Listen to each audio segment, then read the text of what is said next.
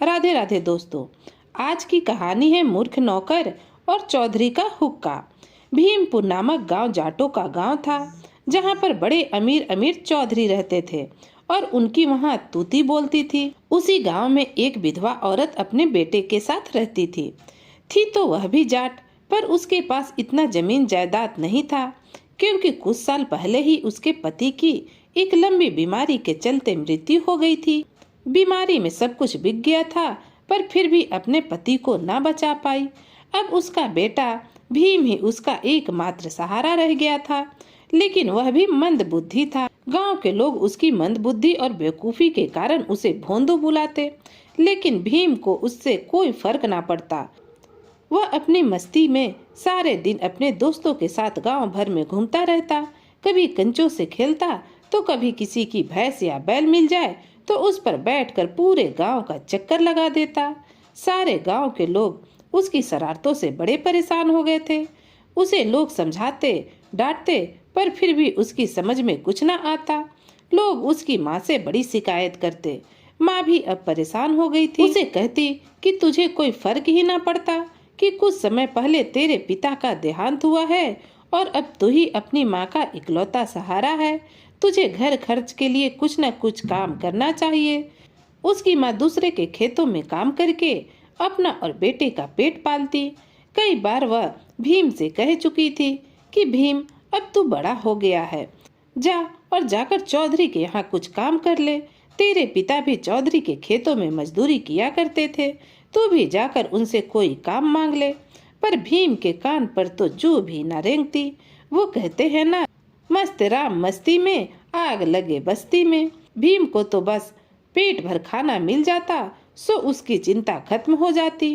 पर वह कभी कभी अपनी माँ से कहता, तू देखना माँ, एक दिन मैं बहुत बड़ा आदमी बनूंगा और बैठ कर खाऊंगा।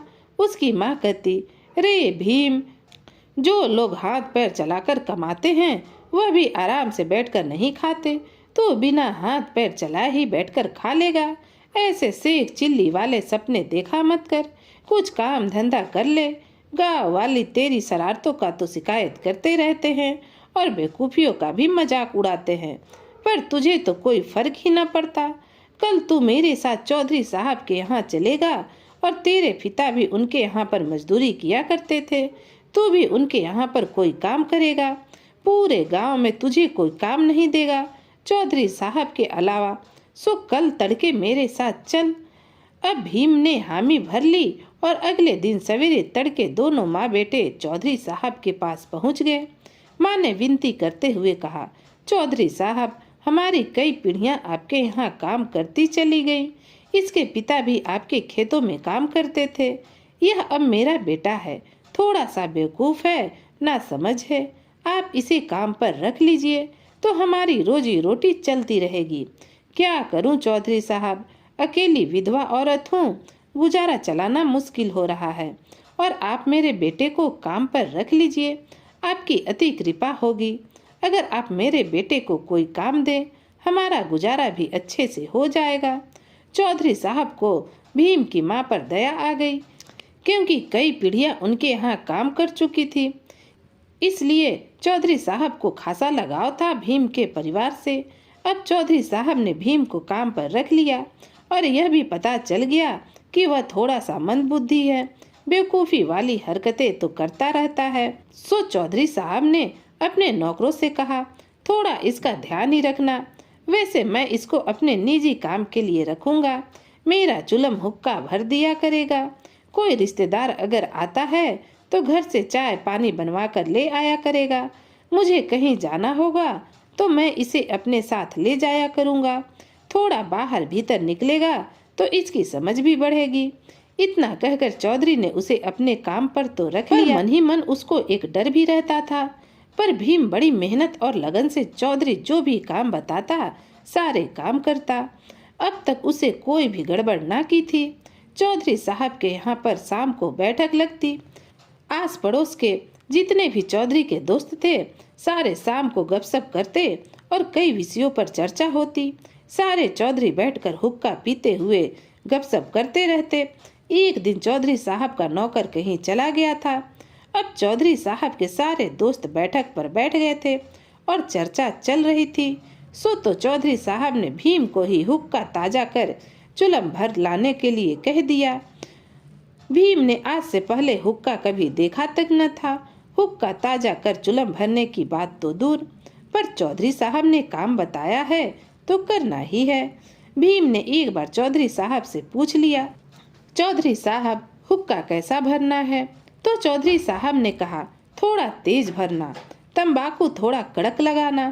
अब भीम ने कभी यह हुक्के वाला काम किया तो नहीं था, पर चौधरी साहब का हुक्म हुआ तो भीम चिलम भरकर ताजा कर हुक्का ले आया। हुक्के को बीच में रखा गया। चारों ओर चौधरी चारपाइयां डालकर बैठ गए और अपनी बारी बारी से हुक्के में सुट्टा लगाने को तैयार हो गए। सबसे पहले बड़े चौधरी ने हुक्के में सुट्टा लगाया।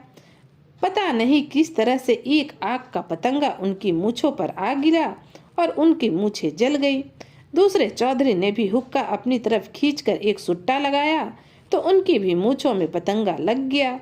इस तरह से सारे चौधरी सोचने लगे कि ऐसा कैसा हुक्का ताजा किया है, हम भी तो एक घूंट लगा कर देखे। इस तरह से 4 चौधरियों की मूंछें जल गईं। अब चौधरी बड़े गुस्से में भीम को खूब खरी खोटी सुनाई और सारे दोस्तों ने चौधरी साहब को यह भी कह दिया कि इसे निकालो, यह किसी काम का नहीं। गुस्सा तो चौधरी साहब को भी भीम पर बहुत आ रहा था, पर उसकी माँ का ख्याल करके चुप लगा गए। अपने दोस्तों का भी ख्याल उन्हें करना था। वह बार बार कह रहे थे, इसे काम से निकालो। अब चौधरी साहब परेशान होकर कुछ देर सोचने लग गए। उन्होंने सोचा, मेरा एक दोस्त है सेठ रामदास, मैं इसे उसके पास भेज देता हूँ। वह तो बड़ा आदमी है, सेठ आदमी है, उसके पास काम की क्या ही कमी होगी। इसके लायक भी कोई न कोई काम निकल ही आएगा। अगले दिन चौधरी साहब भीम को लेकर शहर पहुंच गए और सेठ से मिलकर उन्होंने सारी बात बता दी। सेठ के पास नौकरों की वैसे तो कोई कमी ना थी, पर उन्हें जब पता चला कि भीम मंदबुद्धि का है तो उसे कम पगार पर उसे रख लिया। उसने सोचा कुछ तो काम करेगा ही और पैसे भी कम देने पड़ेंगे। यह सोचकर सेठ ने भीम को अपने पास काम पर रख लिया। चौधरी साहब भी चिंता मुक्त होकर अपने गांव लौट आए और भीम की माँ को भी अच्छे से समझा दिया। भीम की माँ, शहर भेज दिया है तुम्हारे बेटे को काम करने के लिए, महीने पर पगार तुम्हारे घर आ जाया करेगी। 2-3 महीने बाद मिलने भी आ जाया करेगा भीम। अब तो माँ बड़ी खुश हो गई, मेरा बेटा शहर में जाकर नौकरी करेगा। एक माँ को और भला क्या चाहिए। उधर भीम सेठ के यहाँ काम करने लगा। उसे अपनी ही सेवा में लगा रखा था, पर वह जल्दी किसी पर विश्वास नहीं करता। उसने सोचा, नया नौकर है, कुछ दिन अपने साथ ही रखता हूँ। एक दिन सेठ ने भीम से पूछा, भीम यहाँ से पहले कहाँ काम करते थे? तो भीम बोला, यह जो चौधरी साहब मुझे यहाँ छोड़ने आए थे ना, इन्हीं के घर में काम करता था। अच्छा, तो फिर इन्होंने तुम्हें काम से क्यों हटा दिया? यहाँ पर क्यों छोड़कर चले गए? यह सुनकर भीम मुस्कुराते हुए बोला, यह भी एक रोचक किस्सा है। सेठ जी सुनना चाहोगे तो जरूर सुनाऊंगा। सेठ ने कहा, हाँ जरूर सुनेंगे। बताओ ऐसा तुमने क्या किया जो चौधरी साहब ने तुम्हें काम से निकालकर मेरे यहाँ पर रखवा दिया? तो भीम ने बड़ी अकड़ से मूंछों पर ताव देते हुए कहा, हुक्का मेरा रंग रंगीला, चुलम मेरी गुलदारी, चिमटा मेरा शेर का पट्ठा, जा पकड़ी अंगारी। 4 चौधरी पीवन बैठे, मूछे जल गई सारी, और हाथ फेर कर देखन लागे, उठन हो गया भारी। इतना कहकर भीम ने गर्व से अपना सीना चौड़ा ऐसे किया जैसे उसे पता नहीं कि कितना ही अच्छा काम किया हो। अब सेठ जी को अपने लिए भी थोड़ा डर लगने लगा था, पर सेठ भी पूरे कंजूस थे। कम पैसे में मिले हुए नौकर को छोड़ना भी नहीं चाहते थे। सोचने लगे कि यह क्या ही रखता करेगा मेरे साथ, और कम पैसे में भला नौकर मिलते भी कहाँ हैं। अब जो होगा सो देखा जाएगा। सेठ भी शहर के बड़े जाने माने सेठ थे, उनके बगैर कोई चर्चा या फैसला ना होता। कहीं भी बैठक या चर्चाएं होती तो सेठ जी को जरूर बुलाया जाता और उनके आने से पहले कोई वार्तालाप शुरू ना होता। इतने इज्जतदार थे सेठ जी। एक दिन सेठ तड़के ही अपनी दुकान के लिए निकल गए और भीम से बोले, तुम दोपहर में मेरा खाना लेकर आ जाना। भीम दोपहर होते ही सेठ जी का खाना लेकर चल दिया। पैदल पैदल ही चला जा रहा था। जेठ की दोपहरी भरी हुई थी तो देखा कि रास्ते में कोई चीज चमक रही है। यह सुन रखा था कि हीरा और सोना बड़ी तेजी से चमकते हैं, सो उसे लगा कि आज तो तुझे हीरा मिल ही गया, बड़ी तेज चमक रही है, यह जरूर बहुत महंगा हीरा होगा। यह सोचकर भीम ने वो चमकती चीज अपने पास रख ली। दुकान पर सेठ जी को खाना देकर भीम ने वह चमकती हुई चीज सेठ को भी दिखाई और कहा, सेठ जी, आज रास्ते में मुझे हीरा मिला है। सेठ जी ने वह चमकती हुई चीज देखी, उसे रगड़कर देखा तो चौधरी साहब का हाथ कट गया। चौधरी साहब गुस्से में चिल्लाते हुए भीम से बोले, बेवकूफ, कोई भी चमकने वाली चीज सोना नहीं होती, यह हीरा नहीं होता। रास्ते में गिरी पड़ी चीजों को उठाते नहीं, आज के बाद ऐसी हरकत मत करना। अब भीम के तो पल्ले कुछ पड़ न रहा था, पर उसने इस तरह से गर्दन हिलाई जैसे उसे सब कुछ समझ आ गया है। अगले दिन सेठ जी किसी पंचायत के लिए निकले। वो घोड़े पर बैठकर आगे आगे चल दिए और भीम को पीछे से पैदल आने को कह दिया। सेठ जी जब रास्ते से जा रहे थे तो उनका बहुमूल्य दुसाला कंधे से सरक कर नीचे गिर गया। सेठ जी को बहुत जल्दी थी, सो उन्होंने सोचा पीछे से भीम तो आ ही रहा है, वही उठाकर ले आएगा। यह सोचकर सेठ जी आगे बढ़ गए। थोड़ी देर में पंचायत में पहुंचे। पंचायत खत्म हुई तो वह भीम के पास आए। भीम पंचायत खत्म होने का इंतजार कर रहा था। भीम के पास आकर सेठ जी ने पूछा, भीम, तुम्हें रास्ते में मेरा दुसाला पड़ा मिला? तो भीम ने कहा, हाँ सेठ जी, बिल्कुल पड़ा मिला, तो तुम उठाकर क्यों न लाए? अब भीम ने भोली सी सूरत बनाते हुए कहा, सेठ जी, कल आपने ही तो कहा था कुछ भी गिरी पड़ी चीज उठानी नहीं चाहिए। सेठ जी ने अपना माथा पीट लिया। अरे मूर्ख, मैंने तो आलतू फालतू की ऐरी गैरी पड़ी हुई चीजों को उठाने से मना किया था। अपनी बहुमूल्य चीज को तो कम से कम उठा ही सकते हैं। अपनी जो चीज गिरी होती है वह मूल्यवान ही होती है, समझा कि नहीं? अब इतना कहकर सेठ जी ने अपने दूसरे नौकर को दुसाला ढूंढने के लिए भेजा, पर जब तक नौकर गया तब तक बहुत देर हो चुकी थी। कोई दुसाला उठाकर ले गया। वह दुसाला सेठ को उनके एक दोस्त ने भेंट किया था और वह दुसाला उनके लिए बहुत मायने रखता था। पर अब सेठ कर भी क्या सकते थे, मन मनोज कर रह गए। कुछ दिन बाद फिर से सेठ जी को किसी पंचायत में जाना पड़ा। उन्होंने भीम से कहा, भीम, मैं घोड़े से आगे आगे जा रहा हूँ, पंचायत में तुम पीछे पीछे पैदल आ जाना। और भीम पीछे पीछे चल दिया।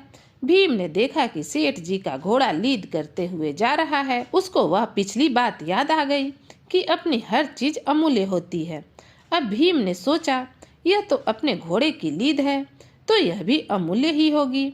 सो उसने अपने कंधे से चादर उतार कर लीद उठानी शुरू कर दी। जब भीम ने सारी लीद उठा ली तो चादर की एक पोटली बनाकर अपने कंधे पर रख ली और जहाँ पंचायत हो रही थी वहाँ मेज पर जाकर चादर खोलकर फैला दी और सेठ जी से कहने लगा, सेठ जी, आपकी बड़ी अमूल्य चीज गिर गई थी, सो मैं उठाकर ले आया हूँ। सेठ जी ने देखा कि घोड़े की लीद है, सारे पंचों के सामने इसे फैला दिया। अब सेठ जी को तो बड़ा गुस्सा आ रहा था। सब लोग वहाँ हंसने लगे और बोलने लगे कि वाह सेठ जी, आपने तो बड़ा समझदार नौकर रखा है, जो कोई भी चीज को बेकार नहीं जाने देता, सभी चीज को अमूल्य समझता है। सेठ जी उसे डांटते हुए कहा, अरे बेवकूफ, अमूल्य और बेकार चीज में तुझे फर्क ही नजर नहीं आता। सबके सामने मेरा मजाक बनाकर रख दिया। लोग ठहाके मार मार कर हंस रहे थे। सेठ जी वहां से उठकर चले गए और घर जाकर उन्होंने भीम को बुरी तरह से लताड़ा और कहा, भीम, अगर आगे से तेरी यही हरकत रही तो मैं तुझे घर से निकाल दूंगा। भीम चुपचाप खड़ा सुन रहा था। उसे तो यह समझ ही न आ रहा था। उसे तो लग रहा था कि सेठ जी अपनी बात से मुकर रहे हैं। कल कुछ और बोला था, आज कुछ और बोल रहे हैं। यह बड़े लोग हैं तो कुछ भी बोल सकते हैं। भीम ने अपने मन को समझाया और काम में लग गया। 2 दिन बाद सेठ जी ने किसी नौकर से कहा कि जाओ हुक्का सुक्का ताजी कर दो, चिलम विलम भर कर ले आओ। फिर दूसरे नौकर से कहा, घर जाकर देखो खाना साना बना कि नहीं। अब भीम खड़ा सुन रहा था। भीम को कुछ समझ न आया तो सेठ जी से पूछ ही लिया, सेठ जी आप यह कौन सी भाषा बोल रहे हैं? सेठ जी ने कहा, इसे दुफड़वा भाषा बोलते हैं, एक एक बात को 2 बार बोलना। भीम ने कहा, सेठ जी क्या यह भाषा मैं भी बोल सकता हूँ? तो सेठ जी ने कहा, भाषा का क्या है, कोई भी बोल लो। उसी दिन शाम को सेठ जी ने भीम से कहा कि भीम, हरिया को मैंने घर भेजा है किसी काम से, अभी तक आया नहीं, जाओ हरिया को देखकर बुला लाओ। अब हरिया को बुलाने के लिए भीम घर की तरफ चल दिया। उसे सामने ही सेठानी बैठी दिख गई। सेठानी से बोला, सेठानी वेठानी, हरिया सरिया कहाँ है? लाला साला ने बुलाया है। अब सेठानी ने यह सुना तो आग बबूला हो गई। इस नौकर की इतनी हिम्मत कि मेरे पति को मेरे सामने ही गाली दे। सेठानी ने तुरंत ही सेठ जी को बुलाया और उसकी शिकायत करते हुए बोली, इस नौकर को अभी यहाँ से निकालो, इसी तो बात करने तक की तमीज नहीं है। इधर सेठ भी भीम से बहुत तंग आ चुका था, सो हाथ जोड़कर बोला, भीम तुम बड़े महान इंसान हो और मेरी इतनी औकात नहीं कि मैं तुम जैसे विद्वान को अपने घर नौकर बनाकर रखूं, सो तुम अपने घर चले जाओ, महीने की पगार तुम्हारे घर भिजवा दी जाएगी। अब भीम खुशी खुशी अपने गांव की तरफ चल दिया। उसे यह लग रहा था कि दुफड़वा भाषा से सेठ जी बड़ा प्रभावित हो गए हैं और मुझे महान उपाधि दे दी है। वह अपने घर आया और बड़ी बड़ी डींगे हाँकने लगा और लोगों को बताने लगा, पता है तुम सब लोग मुझे बुद्धू समझते हो, मैंने ऐसी दुफड़वा भाषा बोली कि सेठ जी मुझसे खुश हो गए और कहा कि तुम इतने विद्वान हो कि मैं तुम्हें नौकर बनाकर नहीं रख सकता। अब सेठ जी महीने के महीने मेरी पगार घर बैठे ही पहुंचा देंगे। इधर चौधरी साहब को भी जब इस बात का पता चला तो वह भी अपने मन में मुस्कुराए बिना न रह सके। और भीम, सच में ही तुम इतने महान हो, तुम्हें तो सेठ जी भी ना झेल पाए। अब भीम को बिना काम करे ही वेतन मिलने लगा और उसकी बात सच हो गई जो अक्सर अपनी माँ से कहता था, मैं बिना काम करे ही बड़ा आदमी बन जाऊंगा। तो दोस्तों, कहानी यहीं पर समाप्त होती है। आपको यह कहानी कैसी लगी कमेंट कर जरूर बताइएगा और आप यह कहानी कहाँ से सुन रहे हैं वो भी मुझे कमेंट कर जरूर बताइएगा। तो मिलते हैं नई कहानी के साथ, तब तक के लिए राधे राधे।